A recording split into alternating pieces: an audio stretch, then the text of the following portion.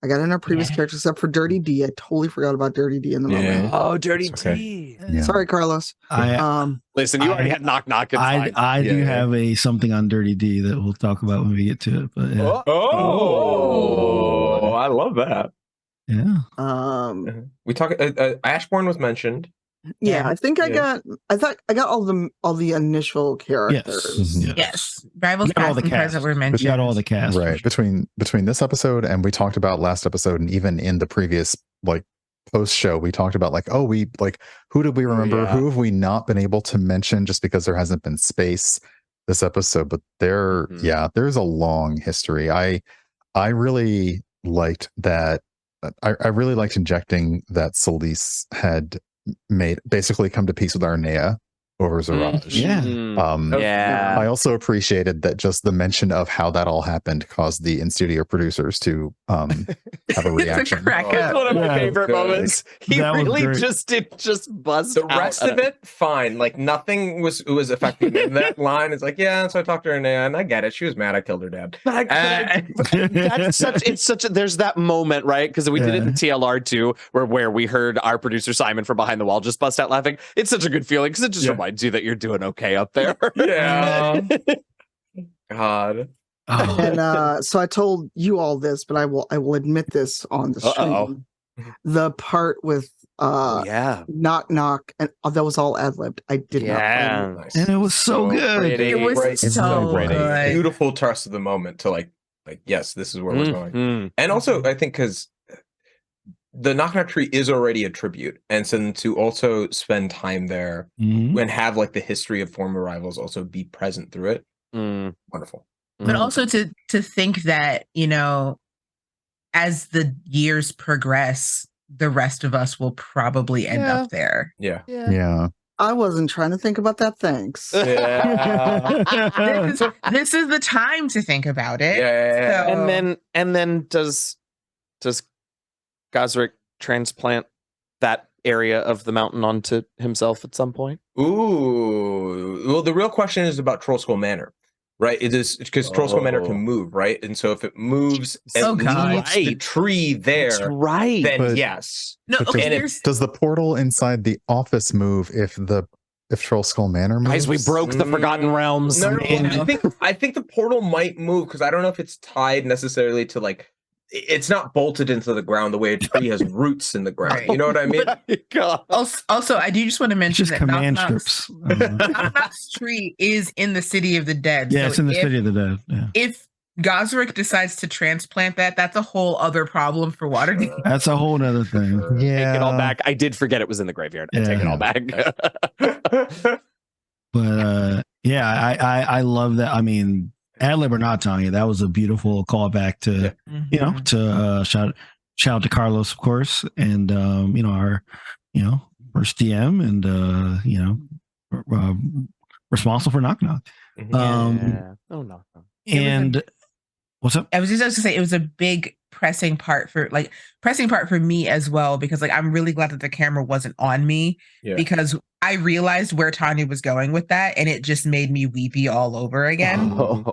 But it's the part of Rivals that I remember most because when Serena had asked me to guest, I was like, I had, the way you are with any TTRPG thing, you watch, you're in and out. But I specifically remember like driving to Indiana in a snowstorm, listening to those first couple episodes of season 6 because I was like, okay, I got to know where I'm coming in. I got to know what's happening. So it's like the most seared into my memory part of the story is coming to terms with like Knock Knock's demise and bringing him back to Waterdeep and all that stuff. Yeah. Wow.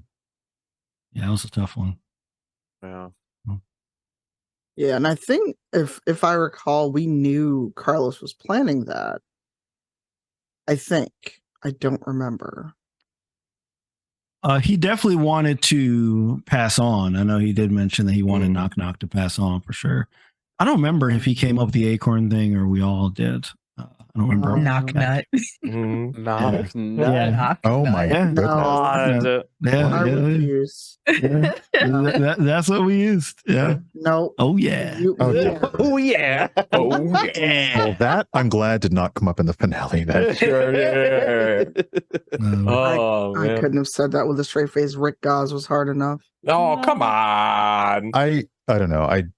Finding out that you essentially improv that. I mean, a lot of what we do is improv, but finding out that you did that was a really nice. It's just a nice way to just encompass the legacy of yeah. this Mhm. show, its characters, and its story. And that was Yeah. I mean, I mean, we were all off camera bawling. It's fine. Well, Yes. maybe I mean, not Masood because Masood never cries. It's fine. No, I you guys got me one time. I welled, and then they were there. Yeah.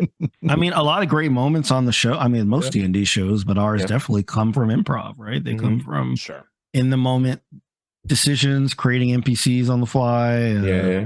that kind of stuff. And also, as like a GM, at least for myself, there's a lot of prep that I know I did, or for me, what I'd be thinking about and sort of creating scenarios. But ultimately, whatever you all decide to do in that moment, or whatever we all decide to do in that moment, is where you got to be like, okay, let's follow the fun. Like, let's see where we're going. Fun. Or the chaos in your case, Masood. Yeah, Always chaos. you guys were Okay. that. I was the most chaotic part of our seasons, so that hopefully that gave you guys some comfort. Yeah. No, that's exactly what I mean, Mister. Yeah. Don't build me a temple. I built him a temple. I built him a temple. You throwing that entire thing to yourself, I'm like, So oh, wow. Mhm. It's so good. I mean, one thing Unbelievable. about I really So good. so Tanya had asked me earlier in the week, what do I want Gazrick's legacy to be? And I really thought about of everything that had been done. It really was Nimrod's. The idea of like, hey, we're going to invest in the city and like build out these ideas. And then there's the harebrained moment that starts coming in. I was like, well, I get, you know how we kind of stole some of the ideas from the Temple of Gond? People were like, they're there, and like they weren't like the upper level management weren't really like buying some of Zephyr's projects and some of the other ones. They needed to get outside funding. And so eventually it like supersedes the efficacy of the Temple of Gond. And then they're like, well, we'll just call it the Temple of Gazrick because they're doing the same thing at better value. Whoa. I'm sure Gond is very happy with that. I'm sure. Well, and you know what? Thrilled. Future one Well, shot. So We'll figure it out. There have been wars fought for less of a claim to godhood. Yeah. I mean, if he wants to talk to me, I'm in the mountain. You know what? Sort of. It's not like you move around. I'm not going anywhere. Really good. Mm-hmm. Really good. But for me, one of the things I really wanted to know a little bit more about, and particularly Brian, if you want to shed a little light onto it, is what you think happened with Lairn, and what you think sort of like in terms of, and maybe even Shaka, so all the other folks who were like working with the biddies, what sort of like became of them? That's hard. I mean, Lairn definitely, I think over the years grew into more responsibility. The biddies kind of set him right. And I honestly feel like he sent that one letter back to his dad and never went back, never went back to Cara Dune. And I also feel like watching Us was one thing, but that need to not latch on to like the family as your parental figure. So I feel he also probably latched on to seeing Shaka rehabilitate these like wayward warlocks. And I feel like that he's probably more helping with Shaka and them and providing maybe like the magic they don't have. But I feel like he has grown and is doing much better. Writes down wayward warlocks for one shot. There it is. You just put it in chat. Okay. The waylocks. That's I do. I mean, I absolutely love that Lairn moment that y'all had with him at the wedding. I thought that was just so great. And I think that moment was great. And I like that you think that, he would continue to do it because, anything can happen after that. But I like adding that family element to it. That was cool.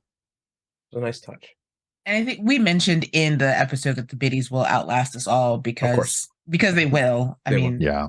Well, they They are They're hags. fiends. Yeah. They are, I mean, we don't know how long they've been there. They could have already That's a been fair there. point. They were already. We met All them. of this and is it was, according to everyone's like, their the plan, biddies. to be Yeah. honest. All of this is according to their plan. Yes. Absolutely. Oh, It was this the is biddies all all their along. book. This is Yeah. all their book. So Like- here's my question about Oh, the biddies. no. Then. Mhm. Okay. What was their? Why do they need Walter to do what he did? They've always got some goob that they use. They wouldn't have lasted this long without a patsy. Sure. Oh, Patsy. Okay. That is like the ultimate TV comic book trick of as Kent closes the book as he's finishing It's- the thing, then the uh-huh. camera pulls back and a biddy is slowly writing in her book and then she closes it. Like, Uh-huh. Yeah. And we pull back, and it's just the dream of an ant on a hill. Or no, wait, even better. It's because they also, part of their plan is to have our story keep going. So that couple, after that day at the fountain, everybody disperses. The couple goes back up to the room. They look at each other and nod and transform back into Oh, the biddies. no. oh my god. Oh my gosh. I love it. I love that. Oh man. But yeah, Oops, well, oops all biddies, Walter, one shot. right? Yes, speaking of Walter, I guess the last we saw him was him like securing the wedding. What do you guys think happened, Walter? Do you think he went back to Schultz? Do you think he is trying to become the murder bird now that Dahani has given it up? Like, what was? Well, not given it up. Is no longer referred to by that. Be interesting. I truly don't know because the through line of his, of his story in these final episodes has been fight the power, unmask the masked lords, and figure that whole thing out. So I don't know, because I don't know how far he goes into that before he either realizes it's really ridiculous or reaches a point of no return and steps past that line. Can I offer you perhaps a glimpse? You may offer me an egg in this trying time. I think Walter outlives all of our rivals through cybernetic enhancements and artificer tools. He becomes more than the sum of his parts, and eventually, after unmasking all the rivals, not rivals, unmasking the history of the masked lords, stands in the center of a mountain with a blade of magic gemmed dagger, standing over the center heart of Gazrick, and just I can't, and throws it down at the last moment. I was wondering if eventually Walter would realize the entire time that while he's talking about taking out the Masked Lords, we have been Masked Lords at some point. Yeah, I'm riveted by this story of Walter now. Oh yeah. Quick question, because Painting Pirate has a question. Yeah, do we want to take questions? I assumed we would in some capacity. I just didn't want to throw it in too soon. Questions from whom? We're not just hanging? No, come on, Brian. I think we can compile some, and once we've done our little roundup with whatever time we have, we can answer some of them. Sure. Oh, absolutely. Okay, so you can ask, I think, since this is the last episode, you can ask questions of our characters and of us, I think. Yeah. Well, yeah, because we're gonna be screening the questions anyway. They'll be within reason and screening. Yeah. Okay. Do you want to start with Painting Pirates question? I mean, are we ready for that? Is there anything else we want to say about episode final? That's good. Fair. Let the rest of them come in and let the questions emerge. Yeah. Any other people's fates we want to wonder about? I did have something I wanted to talk about, and now I don't remember what it was. I do really wonder a little bit about like the manor itself, like what keeps it. What was there? And do we think even like past, like what kept it rooted? Was it because of the rivals that it like was able to stay where it was for as long as it was? Does it dissipate eventually at some point? Is that after Gazrick also actually dies? Like, what is part of the reason it moved was because other people were moving it to be malicious to the rivals, right? To be real. Right. No. I meant like even before the rivals, like with the emergence of the manor, right? It wasn't a usual thing in Waterdeep. It just like appears every. Am I right? No, it's always the manor's always been there. Been there. I see. Yeah. It just gained new life and purpose through the Rivals' story. And I realized since there was an episode where the Rivals like have the deed and are signed on it, essentially it's Gazrick's now. Yeah. Unless Rick Gaz counts as a legal administrator. Yeah. Man, I mean, Brian's gonna have to spend some time with that. does true resurrection allow power of attorney is really what we're getting into here. Secret clause. It's actually duos. It's all actually duos. I mean, it's all duos. This is my follow-up question. What happens? I was wondering, do we think Doppel duo, their ghosts do doppelgangers ghosts retain the ability to shapeshift? And if they do, does this ghost stay as a duo form? Probably. Do doppelgangers have ghosts? That's deep, man. I have no idea. It's too deep for we gotta consult the art of the doppel, man. You're the answer is always many pages of that. The art of the doppel. Oh dear. Hey, we've got a couple of winners of our Gunner glasses giveaway. So congratulations to TTRP Gifts and Cerulean Riot. Congratulations. Enjoy them glasses. Have a good time with them. They're beautiful. Yeah, I'm going to pull mine back out. Look at that. Look at that. You can't see the rainbow. There we go. There you go. You got to like it to the side. Yeah. I do love the white frames. They make me want a pair of white frame glasses. Yeah, they're fun. They're very so congratulations, you two. Congrats. Hooray! I have one question I want to answer that we got a couple weeks ago. Okay. During Shaka's wedding. Unless there's anything else anybody wants to know. No, please. So somebody asked, was there anybody that Shaka did intentionally not invite to his wedding? And so Tanya did mention Dirty D. Shaka intentionally did not invite Dirty D to his wedding, but not because of anything malicious. But if you remember from those early seasons, Dirty D had a bit of a strong, friendly appreciation for Shaka. We won't call it an obsession. We'll say a strong, friendly appreciation. But right, okay. But we ended, but he left the show by having him kind of reunite with his family because he kind of left his family to, hang out in Trollskull Manor and do other stuff. Yeah. So Shaka does not want to have any chance of Dirty D leaving his family again to hang out with him. He wants him to have a good old boring normal life. So Shaka intentionally does not invite him to the wedding. That is the weirdest, best thing you can wish anybody in the Forgotten Realms, I think. Yeah, exactly. Have a boring, nice life. Yeah. Like, don't try to be an adventurer. Don't try to get involved in this chaos. Can I ask a follow-up question also to the group about perhaps a character? Whatever happens to the dragon? Whatever happens to the BD? That is one of the things that was in my mind when we were talking earlier about things we didn't have time to like zoom back in on. Yeah. But yeah, BD went to Strixhaven because they thought that he was basically Tanzir returned. Mm-hmm. And as far as I'm concerned, he's there learning.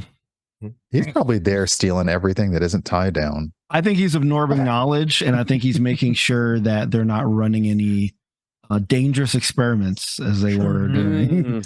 That we were there. He's trying to make sure that people aren't running dangerous experiments. Because at this point, he would be fully mature, right? Dragon, but still called Baby Dragon, of course. No, of course. Or just BD. He's like, I don't go by Baby Dragon anymore. It's just BD. That's a couple centuries on. Actually, that is a good. I was trying to think of who. I wonder if BD visits the mountain. I definitely think so. Yeah, BD is a thing that we've never really had time to go back and forth with during these last couple episodes. But I definitely think there's still a relationship there because when we sent BD to Strixhaven, it was very clear that he cared for us and we cared for him. Yeah. So I don't think we would just ship our dragon child off to boarding school and leave him be. I think BD would like keep a little hoard on the mountain. I was just gonna say, maybe, Aw. yeah, and maybe that's where we talked about that one druid, like Eugenio introduced it, and Brian introduced, that makes their way to the heart of it. Maybe they come Yeah. across that areas yeah. filled with like rivals, treasures, and artifacts that maybe BD left. Oh, And yeah. Once Love Gazrick finally once Gazrick lets himself pass on, it becomes like BD's hoard. And Yeah. because canonically Waterdeep has like a dragon thing where like no dragons can come into it or whatever. So you know, if that's a thing in our world and it's been like put back up, then of course he'll live as close to Waterdeep as he can, Right. which would probably be the mountain. Love it. yeah. So nice. Yeah. Right. Anyone else? Anything else? Any other NPCs? Yeah, I'm trying to think of. mm, Ooh, maybe Oh, they don't no. need to be mentioned in Oh, terms of okay. post story. But what do we think ends up with Faye? Oh, we talked a little bit about this while we were down there, didn't we? Yeah. At dinner Yeah. that night. Oh, we I did. think- We did. Sorry. about it. No, that's okay because they didn't hear it. Yeah. I think Faye got out and went far away. And I think at dinner that night we disagreed over the reasons that she would have done that. Right. But I think she went far away. I think maybe she's in Faye or Rashomon, somewhere way far to the east, even further east than where Selise is from. Faye, sort of, because I didn't feel terribly charitable towards her in the moment, but like I don't know, she'd go up to Rashomon and work with the witches and stuff. I think we did agree though that she went to disappear. It wasn't like some plotting revenge kind of thing. Right, It was right. more Oh like, yeah. I need to figure a lot of stuff out about Waterdeep, the Sword Coast, no more. Yeah. Yeah. Cool. All right, you guys want to hit up some questions? Yeah, and if we think of Sure. other things to talk about that last episode or whatever, we can always pop in. Of But yeah, let's course. do it. Yeah. Yeah. Painting Pirate asked first, does the book reveal that the rivals were masked lords? So it does, but the manuscript did, but all the pages that mention it were like easily removable from the manuscript without breaking the story. Because though Kent was trying real hard, he wasn't exactly sure how long it was going to be before Gazrick's next awakening. So he was like, if it's 50 years, we probably shouldn't tell. If it's 500, ain't nobody gonna care. So yeah, yes, it was in the book, and eventually in printings, it would have been in the book. Yes. Cool. What else do we got? Oh, okay. This is interesting because this is for an NPC who we have all played. Okay. So somebody will have to pick it up, but it's a question for Duo, and the question is: do you visit Gazrick's Mountain after the rest of the rivals are gone, or do you only haunt Troll Skull? I mean, I don't know that I would call it haunting. I mean, it's where I live, right? So Exactly. it's not really haunting, right? Precisely. And the thing about it is, it's like if I was haunting anybody, I was haunting my friends, the rivals, not the mana. So yeah, I would absolutely go up to that mountain every now and again because it's Gazrick, and Gazrick is a rival, and he's my friend. Yeah, even if I'm just hanging out with him, because I only knew him as a doppel duo, but I still like the guy. I gotta go. And then me and the other duo, we go on a walk sometimes. No, I just need some way to just get all this stuff out of Shaka's room. So Gazrick Mountain, which I call GM, you just go up to GM and you bring a little Shaka ration, you put it here, and you get all that stuff and just. I need to clear that room out. We need some more business. We gotta rotate the beds. They're moving so fast lately. We gotta keep it going. Were y'all only talking to like the ghost duo, or did you mean me too? Because I'm still here. Is it? I'll go. You know what? I'll go. No. Stay, because we are the duos. They talk to one of us. They talk to both of us. I'm sorry. What was the question?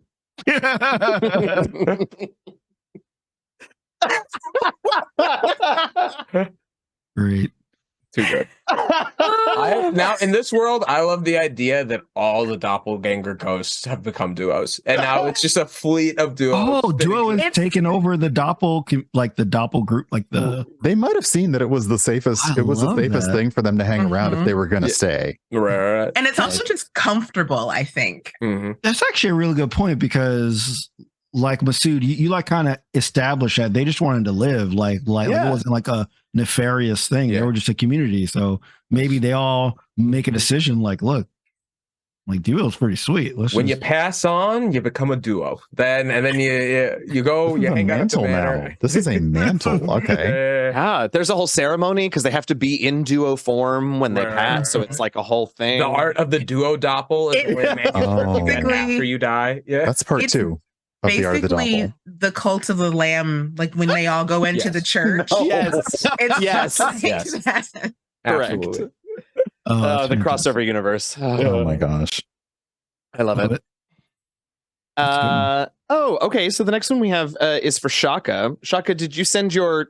I like the way that you put this, because actually the way that this person asked this question is kind of the way we asked it that night.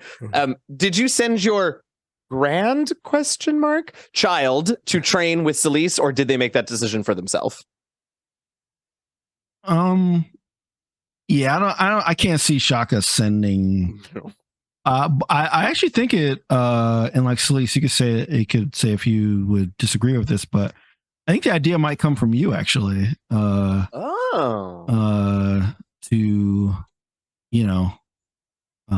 to send one over. I don't know if Shaka would make that decision on his own. I think that he would need some coaxing. So either it would come from the child, or it would come from like someone else, kind of coaxing him on. I like it. To me, no, I just want to know if it's the grandkid or the kid. Yeah, we asked that same question. So Selise, would like you say that like paladins start their training like really young, or like I guess we're not that old. Or like whenever they feel called to it. Okay, I would say the child then. I'd say the child. Okay, cool. If it was grandchild, it would be like a little kid. Yeah.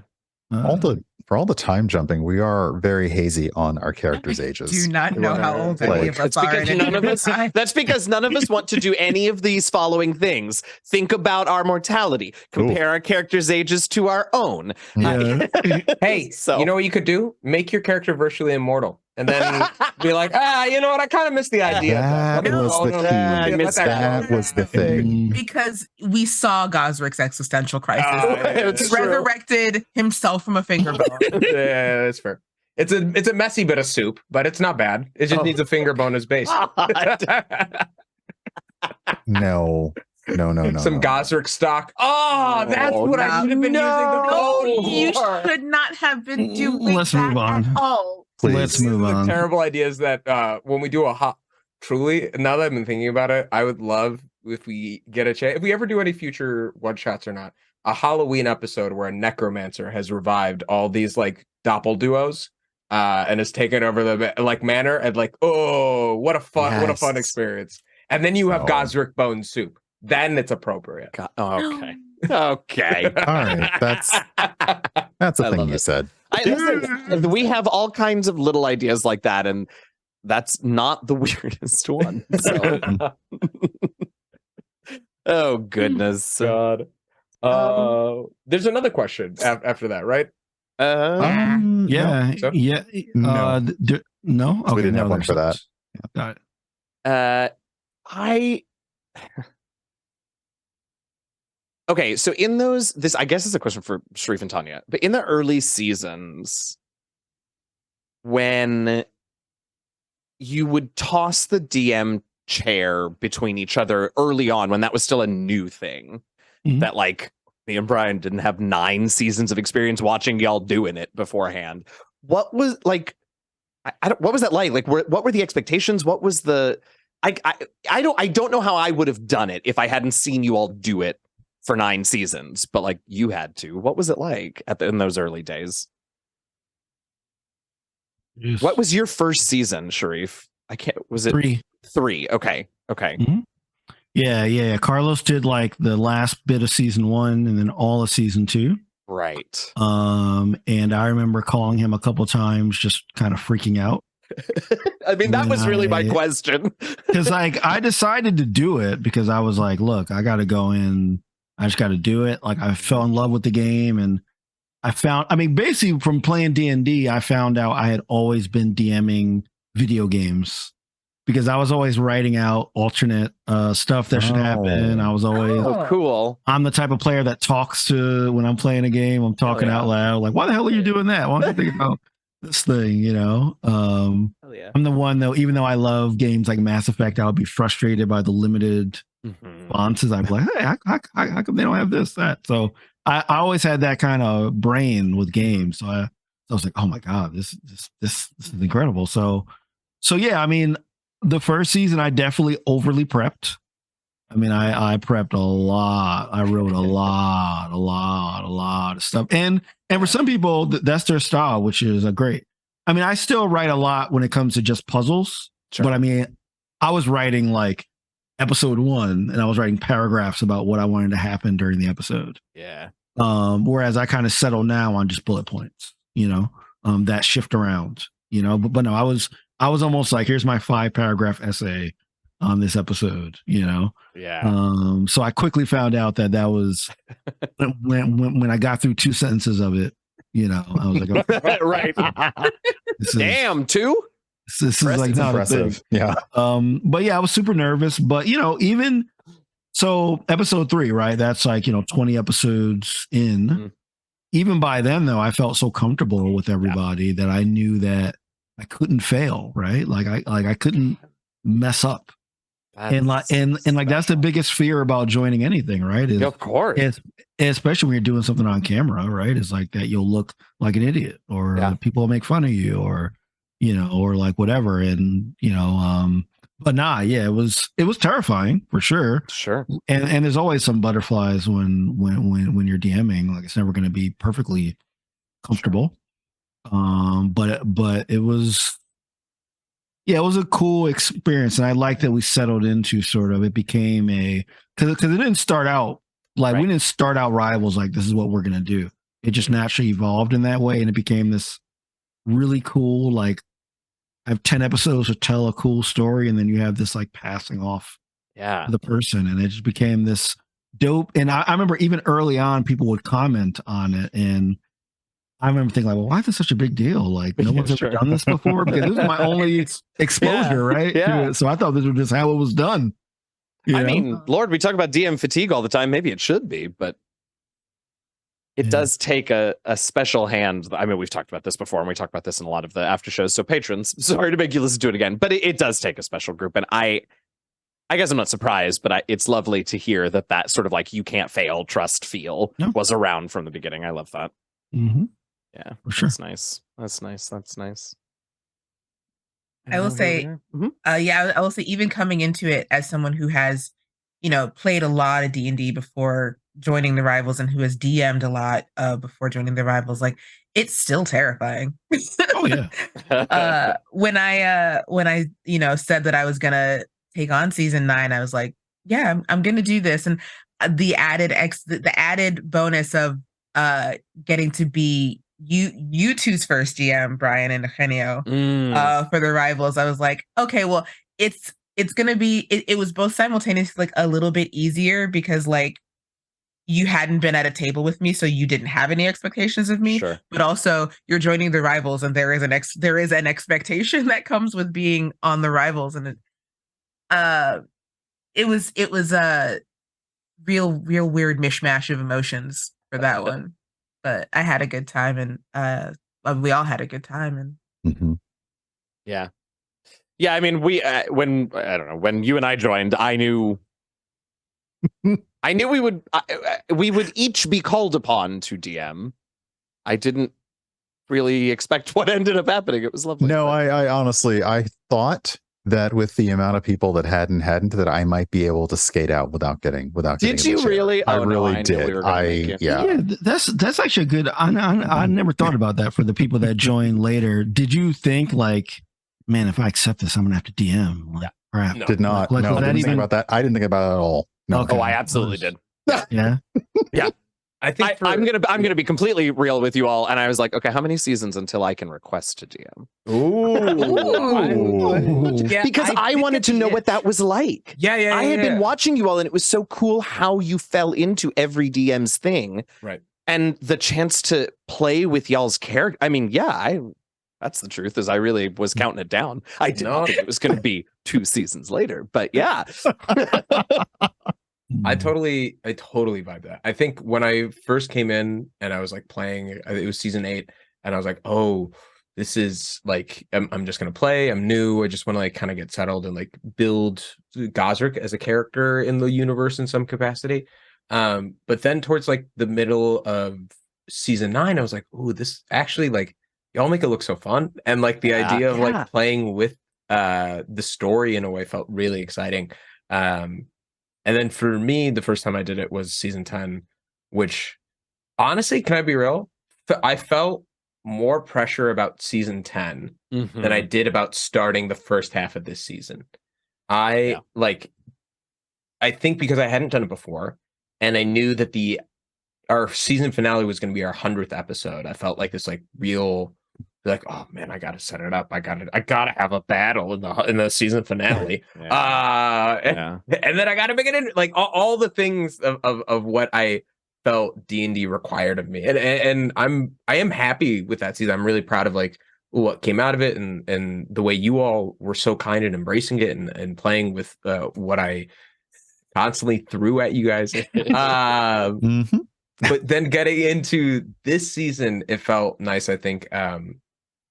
Knowing that the back half we were all gonna also rotate in some way took a little bit of pressure off me in the front half of like, hey, I'm gonna set up something and then leave it open for us to then really sort of build it up. I unfortunately, and I don't think it felt like this to you all, but sometimes as a writer, it's like, okay, I'm gonna start this thing, and then how do I resolve it? And I was like, oh, I don't have to resolve anything. Yeah, you just sets themselves up. And then you all spiked it beautifully each and every time. Yeah. I also want to point out that, and again, this is a lot of the stuff is stuff that we've mentioned repeatedly and in previous post chats, but like this finale, I think I mentioned to you all, had a lot of stuff in it. Like the mind meld between us all is so unintentional, but so real, because I did mention that in my season 15 episode, I wanted to include both a nod to a new book and a nod to Knock Knock. Yeah. And even though I didn't include them, the fact that they got included in the entire compilation of the final 6 episodes, kind of goes to show like also what story beats are important to us. And what mattered to all of us individually, like making sure our story was told, making sure we remembered those of us who were no longer with us, making sure that like kind of all of those bases were covered. And I thought it was just so cool that, and especially because it was ad-libbed, Tanya, that it was just so good to feel that in that in the last episode. Truly. Yeah. I also wanted to give a quick shout out to like the one shot stuff that people did. Oh yeah. So like Masood, I know that you mentioned it was your first time season 10, but you had done the Rivals on Bikes. Yeah, I did do that, which was so good, because it's like, I mean, obviously we start off as like a WotC sponsor show, right? But it's like, it's just TTRPGs in general that I think are cool, and I loved being in that new system. And like creating brand new characters, but still having that same feeling of trust and stuff. Tanya, you did that great Infernal Goose, like my shot. first Rivals experience. Yeah, another fun one. Loxodon Udunfidia, man, who we never saw again. Yep. LaTia did the one shot Undermountain musical. I did. Yes. That was so fun.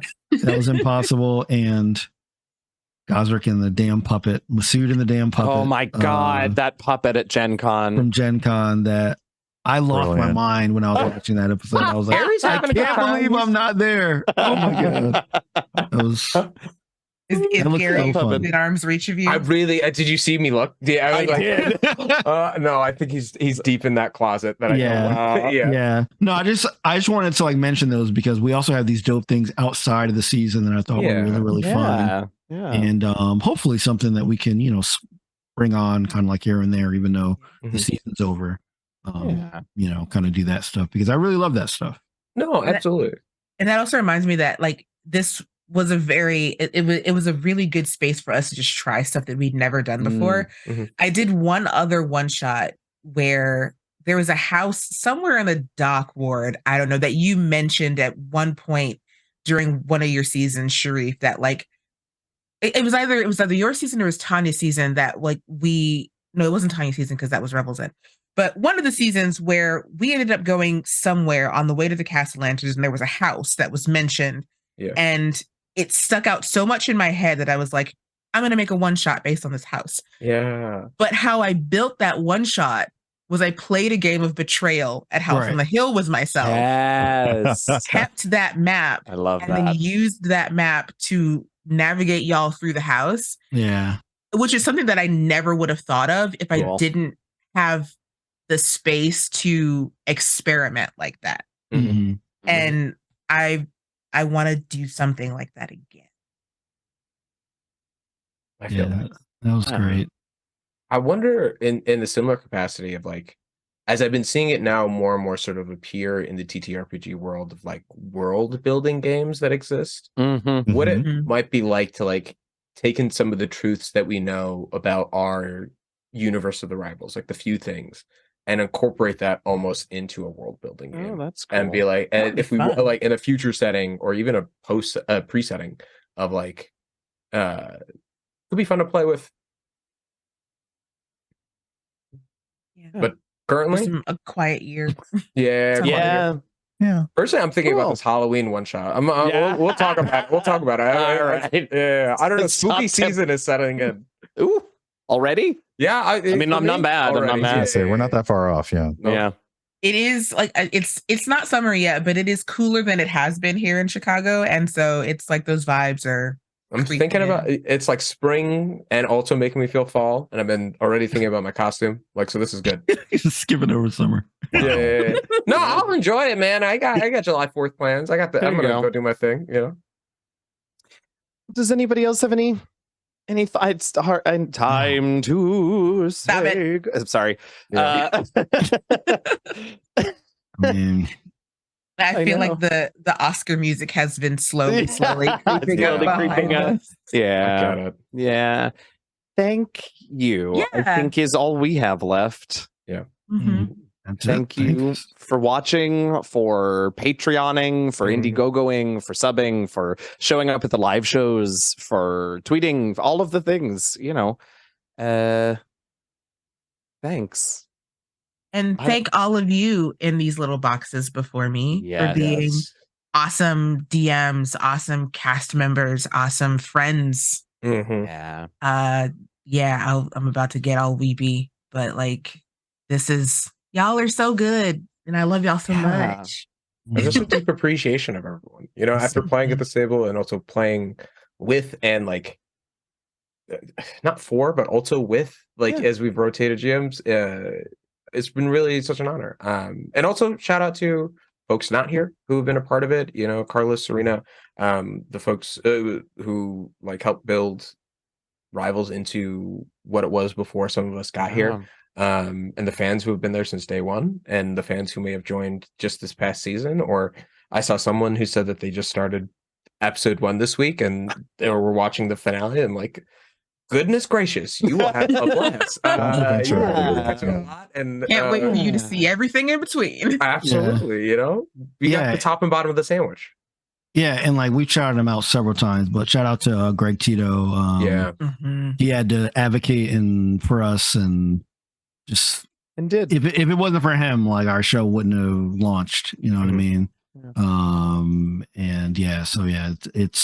It's hard to make these things happen, no matter what size of the company. Sure. To do this kind of stuff, especially outside of those, like LA, like West Coast actor studio centered areas. So Yeah. I mean, I just feel blessed that he was, there, and then like Tanya, for rounding people up and choosing a great set of folks. I mean, and Can I ask something? really. Was I the only one who had to interview to join the rivals?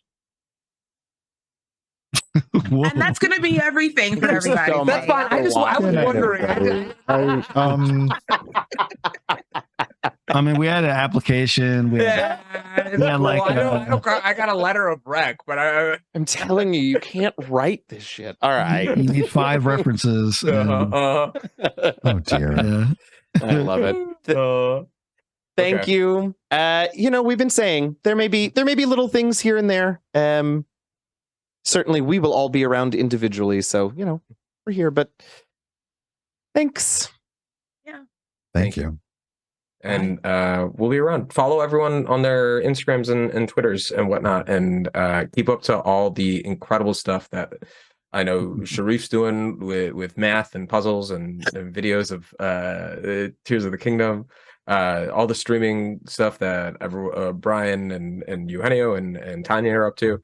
LaTia be tweeting out some great stuff, man. There's some real gems, some real good. It's just pictures of my dog. And that's gem worthy, and that's gem worthy. Who knows? Maybe I'll stop retweeting stuff and I'll actually be more active on Twitter. But that's a lot. He's into it. If you the most social media interaction you're gonna get from me is my stories on Instagram. So go follow that, and that's fun. You'll just see pictures of my cat. But yeah, thank you all. Thanks everyone. Did I forget any social media mention for anybody? Did I cover what was important? Yes. Okay, cool. So. Bye. Bye. Yeah, don't go anywhere because we're gonna raid someone. Yeah. So stay here again. Sorry to after the bye. Bye. Wait. We have been walking like 4 blocks together after we said goodbye. It's awful. We just don't want to say goodbye. All of our cars are this way, it turns out. Not mine, but I'll walk this way. That's fine. PC, put us out of our misery. Bye, everybody. Bye.